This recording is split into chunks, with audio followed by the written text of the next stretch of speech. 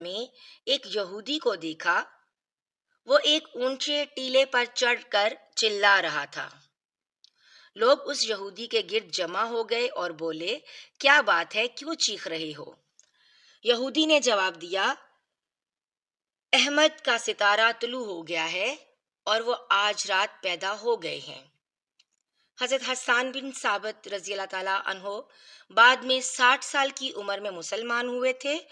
120 سال کی عمر میں انہوں نے وفات پائی۔